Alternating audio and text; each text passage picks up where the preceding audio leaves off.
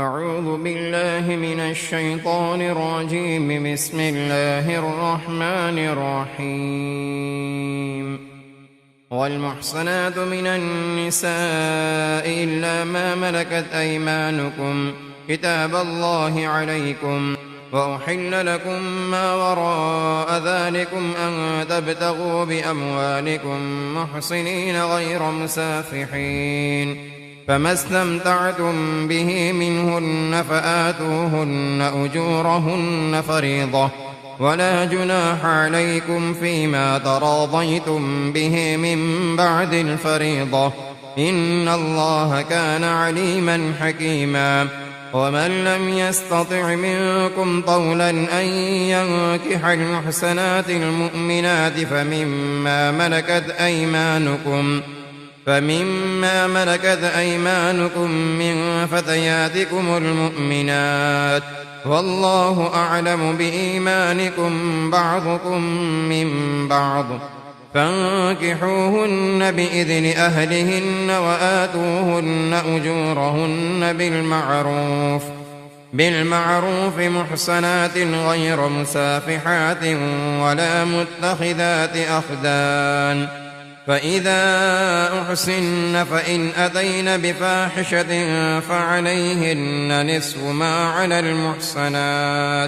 ما على المحصنات من العذاب، ذلك لمن خشي العنة منكم، وأن تصبروا خير لكم، والله غفور رحيم. يريد الله ليبين لكم ويهديكم سنن الذين من قبلكم ويتوب عليكم، والله عليم حكيم. والله يريد أن يتوب عليكم، ويريد الذين يتبعون الشهوات أن تميلوا ميلا عظيما. يريد الله أن يخفف عنكم وخلق الإنسان ضعيفا. يا أيها الذين آمنوا لا تأكلوا أموالكم بينكم بالباطل إلا أن تكون تجارة عن تراض منكم، ولا تقتلوا أنفسكم، إن الله كان بكم رحيما. ومن يفعل ذلك عدوانا وظلما فسوف نصليه نارا، وكان ذلك على الله يسيرا. إن تجتنبوا كبائر ما تنهون عنه نكفر عنكم سيئاتكم وندخلكم مدخلا كريما. ولا تتمنوا ما فضل الله به بعضكم على بعض، للرجال نصيب مما اكتسبوا، وللنساء نصيب مما اكتسبن، واسألوا الله من فضله، إن الله كان بكل شيء عليما. ولكل جعلنا موالي مما ترك الوالدان والأقربون والذين عقدت أيمانكم فآتوهم نصيبهم، إن الله كان على كل شيء شهيدا. الرجال قوامون على النساء بما فضل الله بعضهم على بعض وبما أنفقوا من أموالهم، فالصالحات قانتات حافظات للغيب بما حفظ الله. واللاتي تخافون نشوزهن فعظوهن واهجروهن في المضاجع واضربوهن، فإن أطعنكم فلا تبغوا عليهن سبيلا، إن الله كان عليا كبيرا. وإن خفتم شقاق بينهما فابعثوا حكما من أهله وحكما من أهلها، إن يريدا إصلاحا يوفق الله بينهما، إن الله كان عليما خبيرا. واعبدوا الله ولا تشركوا به شيئا، وبالوالدين إحسانا، وبذي القربى واليتامى والمساكين والجار ذي القربى والجار الجنب والصاحب بالجنب وابن السبيل وما ملكت أيمانكم إن الله لا يحب من كان مختالا فخورا الذين يبخلون ويأمرون الناس بالبخل ويكتمون ما آتاهم الله من فضله وأعتدنا للكافرين عذابا مهينا والذين ينفقون أموالهم رئاء الناس ولا يؤمنون بالله ولا باليوم الآخر ومن يكن الشيطان له قرينا فساء قرينا وماذا عليهم لو آمنوا بالله واليوم الآخر وأنفقوا مما رزقهم الله وكان الله بهم عليما إن الله لا يظلم مثقال ذرة وإن تك حسنة يضاعفها ويؤت من لدنه أجرا عظيما فكيف إذا جئنا من كل أمة بشهيد وجئنا بك على هؤلاء شهيدا يومئذ يود الذين كفروا وعصوا الرسول لو تسوى بهم الأرض ولا يكتمون الله حديثا يا أيها الذين آمنوا لا تقربوا الصلاة وأنتم سكارى حتى تعلموا ما تقولون ولا جنبا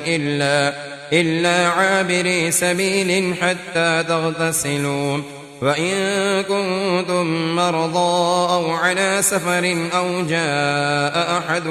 منكم من الغائط أو لامستم النساء فلم تجدوا ماء فتيمموا صعيدا طيبا فامسحوا بوجوهكم وأيديكم إن الله كان عفوا غفورا ألم تر إلى الذين أوتوا نصيبا من الكتاب يشترون الضلالة ويريدون أن تضلوا السبيل والله أعلم بأعدائكم وكفى بالله وليا وكفى بالله نصيرا من الذين هادوا يحرفون الكلم عن مواضعه ويقولون سمعنا وعصينا واسمع غير مسمع وراعنا ليا بألسنتهم وطعنا في الدين ولو أنهم قالوا سمعنا وأطعنا واسمع وانظرنا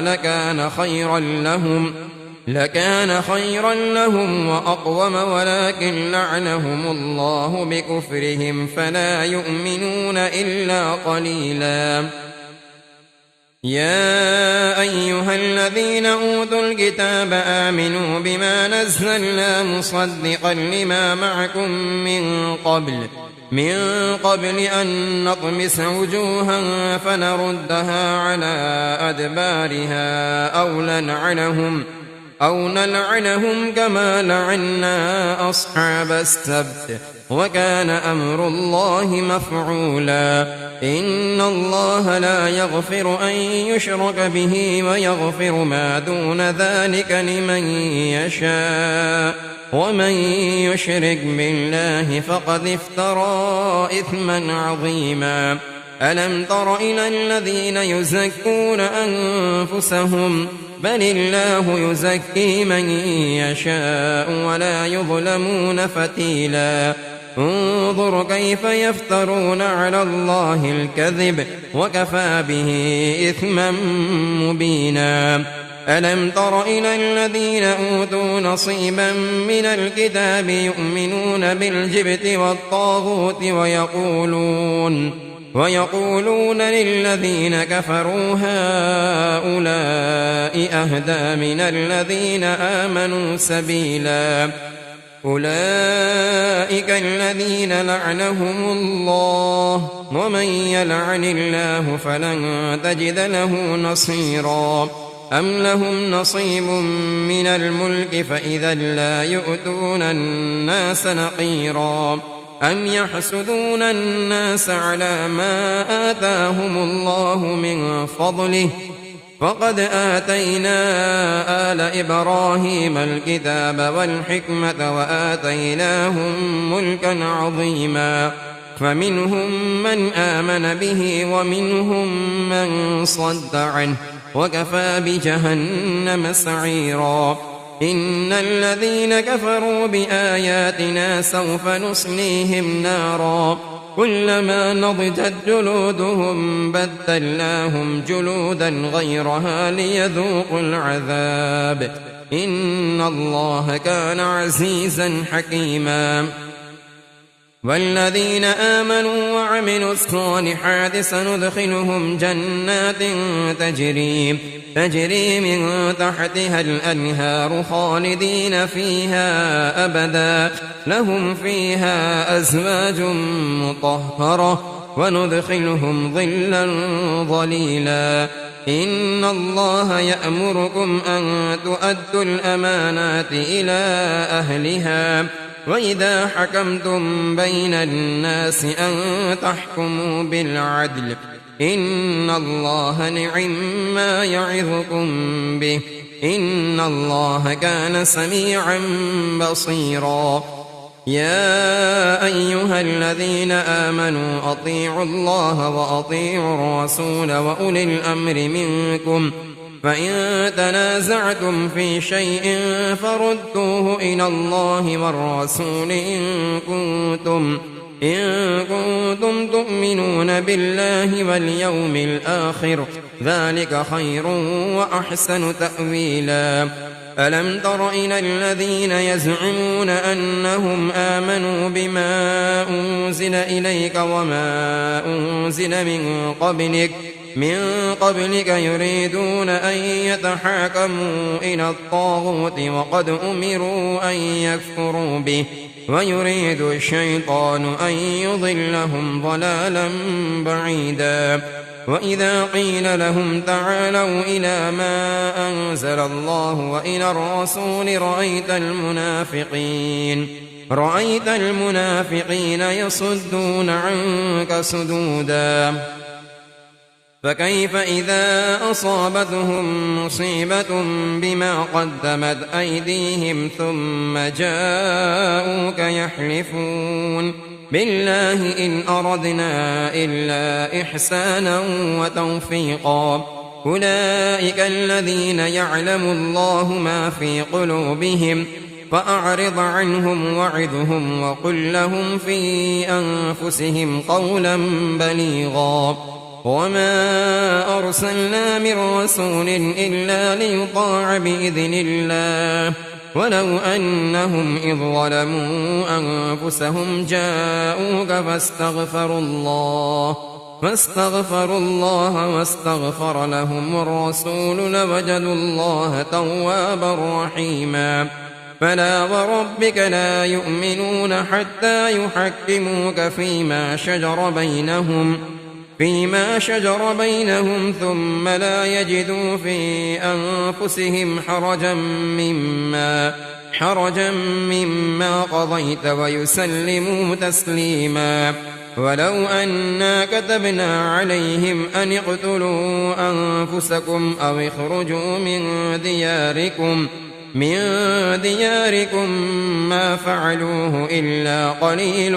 منهم ولو أنهم فعلوا ما يوعظون به لكان خيرا لهم وأشد تثبيتا وإذا لآتيناهم من لدنا أجرا عظيما ولهديناهم صراطا مستقيما ومن يطع الله والرسول فأولئك مع الذين أنعم الله عليهم من النبيين والصديقين والشهداء والصالحين وحسن أولئك رفيقا ذلك الفضل من الله وكفى بالله عليما يا أيها الذين آمنوا خذوا حذركم فانفروا ثبات أو انفروا جميعا وإن منكم لمن ليبطئن فإن أصابتكم مصيبة قال قد أنعم الله علي إذ لم أكن معهم شهيدا ولئن أصابكم فضل من الله ليقولن كأن لم تكن بينكم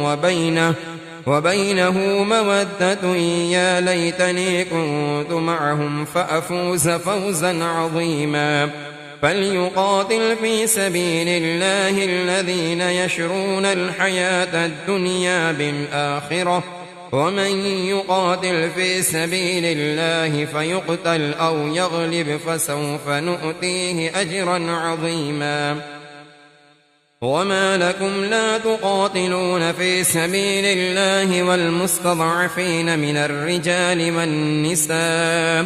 والنساء والولدان الذين يقولون ربنا أخرجنا من هذه القرية الظالم أهلها واجعل لنا من لدنك وليا واجعل لنا من لدنك نصيرا الذين آمنوا يقاتلون في سبيل الله والذين كفروا يقاتلون في سبيل الطاغوت فقاتلوا أولياء الشيطان إن كيد الشيطان كان ضعيفا ألم تر إلى الذين قيل لهم كفوا أيديكم وأقيموا الصلاة وآتوا الزكاة فلما كتب عليهم القتال إذا فريق منهم يخشون الناس كخشية الله أو أشد خشية وقالوا ربنا لم كتبت علينا القتال لولا أخرتنا إلى أجل قريب قل متاع الدنيا قليل والآخرة خير لمن اتقى ولا تظلمون فتيلا أينما تكونوا يدرككم الموت ولو كنتم في بروج مشيدة وإن تصبهم حسنة يقولوا هذه من عند الله وإن تصبهم سيئة يقولوا هذه من عندك قل كل من عند الله فما لهؤلاء القوم لا يكادون يفقهون حديثا ما أصابك من حسنة فمن الله وما أصابك من سيئة فمن نفسك وأرسلناك للناس رسولا وكفى بالله شهيدا من يطع الرسول فقد أطاع الله ومن تولى فما أرسلناك عليهم حفيظا ويقولون طاعة فإذا برزوا من عندك بيت طائفة منهم غير الذي تقول والله يكتب ما يبيتون فأعرض عنهم وتوكل على الله وكفى بالله وكيلا فلا يتدبرون القرآن ولو كان من عند غير الله لوجدوا فيه اختلافا كثيرا وإذا جاءهم أمر من الأمن أو الخوف أذاعوا به ولو ردوه إلى الرسول وإلى أولي الأمر منهم لعلمه الذين يستنبطونه منهم ولولا فضل الله عليكم ورحمته لاتبعتم الشيطان إلا قليلا فقاتل في سبيل الله لا تكلف إلا نفسك وحرض المؤمنين عسى الله أن يكف بأس الذين كفروا والله أشد بأسا وأشد تنكيلا من يشفع شفاعة حسنة يكن له نصيب منها ومن يشفع شفاعة سيئة يكن له كفل منها وكان الله على كل شيء مقيتا وإذا حييتم بتحية فحيوا بأحسن منها أو ردوها إن الله كان على كل شيء حسيبا الله لا إله إلا هو ليجمعنكم إلى يوم القيامة لا ريب فيه ومن أصدق من الله حديثا فما لكم في المنافقين فئتين والله أركسهم بما كسبوا أتريدون أن تهدوا من أضل الله ومن يضلل الله فلن تجد له سبيلا ودوا لو تكفرون كما كفروا فتكونون سواء فلا تتخذوا منهم أولياء حتى يهاجروا في سبيل الله فإن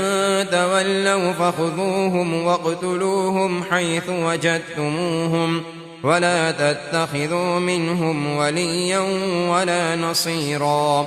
إلا الذين يصلون إلى قوم بينكم وبينهم ميثاق أو جاءوكم حصرت صدورهم أن يقاتلوكم أو يقاتلوا قومهم ولو شاء الله لسلطهم عليكم فلقاتلوكم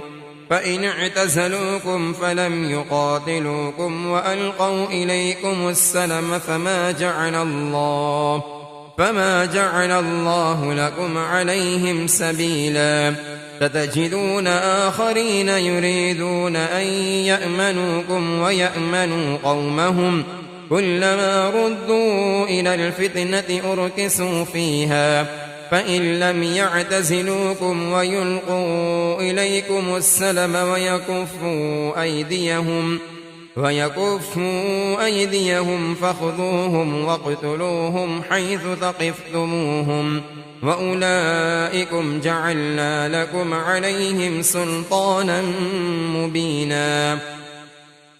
وما كان لمؤمن أن يقتل مؤمنا إلا خطأ ومن قتل مؤمنا خطأ فتحرير رقبة مؤمنة ودية مسلمة إلى أهله إلا أن يصدقوا فإن كان من قوم عدو لكم وهو مؤمن فتحرير رقبة مؤمنة وإن كان من قوم بينكم وبينهم ميثاق فدية مسلمة إلى أهله وتحرير رقبة مؤمنة فمن لم يجد فصيام شهرين متتابعين توبة من الله وكان الله عليما حكيما ومن يقتل مؤمنا متعمدا فجزاؤه جهنم خالدا فيها وغضب الله عليه ولعنه وأعد له عذابا عظيما يا أيها الذين آمنوا إذا ضربتم في سبيل الله فتبينوا ولا تقولوا لمن ألقى إليكم السلام لست مؤمنا تبتغون عرض الحياة الدنيا فعند الله مغانم كثيرة كذلك كنتم من قبل فمن الله عليكم فتبينوا إن الله كان بما تعملون خبيرا لا يستوي القاعدون من المؤمنين غير أولي الضرر والمجاهدون في سبيل الله بأموالهم وأنفسهم فضل الله المجاهدين بأموالهم وأنفسهم على القاعدين درجة وكلا وعد الله الحسنى وفضل الله المجاهدين على القاعدين أجرا عظيما درجات منه ومغفرة ورحمة وكان الله غفورا رحيما إن الذين توفاهم الملائكة ظالمي أنفسهم قالوا فيم كنتم قالوا كنا مستضعفين في الأرض قالوا ألم تكن أرض الله واسعة فتهاجروا فيها فأولئك مأواهم جهنم وساءت مصيرا إلا المستضعفين من الرجال والنساء والولدان لا يستطيعون حيلة ولا يهتدون سبيلا فأولئك عسى الله أن يعفو عنهم وكان الله عفوا غفورا ومن يهاجر في سبيل الله يجد في الأرض مراغما كثيرا وسعة ومن يخرج من بيته مهاجرا إلى الله ورسوله ثم يدركه الموت فقد وقع أجره على الله وكان الله غفورا رحيما وإذا ضربتم في الأرض فليس عليكم جناح أن تقصروا من الصلاة إن خفتم أن يفتنكم الذين كفروا إن الكافرين كانوا لكم عدوا مبينا وإذا كنت فيهم فأقمت لهم الصلاة فلتكن طائفة منهم معك وليأخذوا أسلحتهم فإذا سجدوا فليكونوا من ورائكم ولتأت طائفة أخرى لم يصلوا فليصلوا معك وليأخذوا حذرهم وأسلحتهم ود الذين كفروا لو تغفلون عن أسلحتكم وأمتعتكم فيميلون عليكم ميلة واحدة ولا جناح عليكم إن كان بكم أذى من مطر أو كنتم مرضى أن تضعوا أسلحتكم وخذوا حذركم إن الله أعد للكافرين عذابا مهينا فإذا قضيتم الصلاة فاذكروا الله قياما وقعودا وعلى جنوبكم فإذا اطمأننتم فأقيموا الصلاة إن الصلاة كانت على المؤمنين كتابا موقوتا ولا تهنوا في ابتغاء القوم إن تكونوا تألمون فإنهم يألمون كما تألمون وترجون من الله ما لا يرجون وكان الله عليما حكيما إنا أنزلنا إليك الكتاب بالحق لتحكم بين الناس بما أراك الله ولا تقل للخائنين خصيما واستغفر الله إن الله كان غفورا رحيما ولا تجادل عن الذين يختانون أنفسهم إن الله لا يحب من كان خوانا أثيما يستخفون من الناس ولا يستخفون من الله وهو معهم إذ يبيتون ما لا يرضى من القول وكان الله بما يعملون محيطا ها أنتم هؤلاء جادلتم عنهم في الحياة الدنيا فمن يجادل الله عنهم يوم القيامة أم من يكون عليهم وكيلا ومن يعمل سوءا أو يظلم نفسه ثم يستغفر الله يجد الله غفورا رحيما ومن يكسب إثما فإنما يكسبه على نفسه وكان الله عليما حكيما ومن يكسب خطيئة أو إثما ثم يرمي به بريئا فقد احتمل بهتانا وإثما مبينا. ولولا فضل الله عليك ورحمته لهمت طائفة منهم أن يضلوك وما يضلون إلا أنفسهم وما يضرونك من شيء. وأنزل الله عليك الكتاب والحكمة وعلمك ما لم تكن تعلم وكان فضل الله عليك عظيما. لا خير في كثير من نجواهم إلا من أمر بصدقة أو معروف أو إصلاح بين الناس ومن يفعل ذلك ابتغاء مرضات الله فسوف نؤتيه أجرا عظيما. ومن يشاقق الرسول من بعد ما تبين له الهدى ويتبع غير سبيل المؤمنين نوله ما تولى ونصله جهنم وساءت مصيرا. إن الله لا يغفر أن يشرك به ويغفر ما دون ذلك لمن يشاء ومن يشرك بالله فقد ضل ضلالا بعيدا. إن يدعون من دونه إلا إناثا وإن يدعون إلا شيطانا مريدا لعنه الله وقال لأتخذن من عبادك نصيبا مفروضا. ولأضلنهم ولأمنينهم ولآمرنهم فليبتكن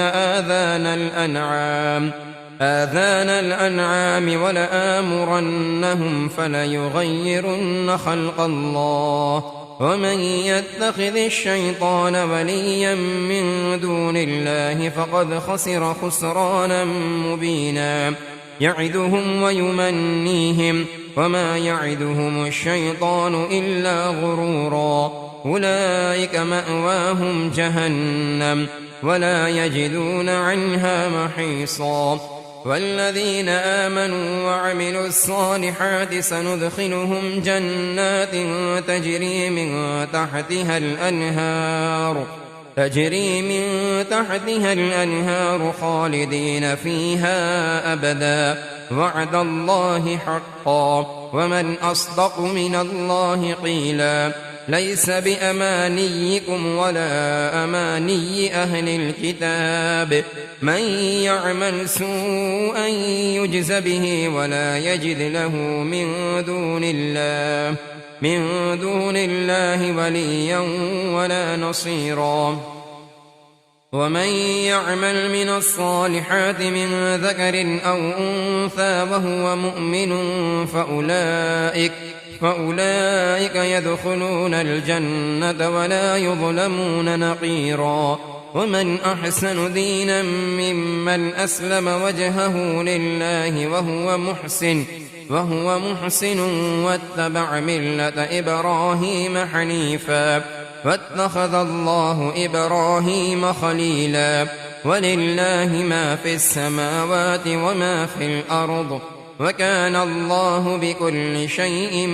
محيطا. ويستفتونك في النساء قل الله يفتيكم فيهن وما يتلى عليكم في الكتاب في يتامى النساء اللاتي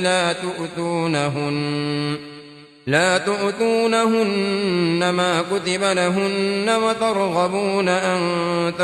تنكحوهن والمستضعفين من الولدان وأن تقوموا لليتامى بالقسط وما تفعلوا من خير فإن الله كان به عليما. وإن امرأة خافت من بعلها نشوزا أو إعراضا فلا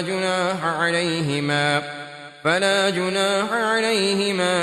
أن يصلحا بينهما صلحا والصلح خير، وأحضرت الأنفس الشح،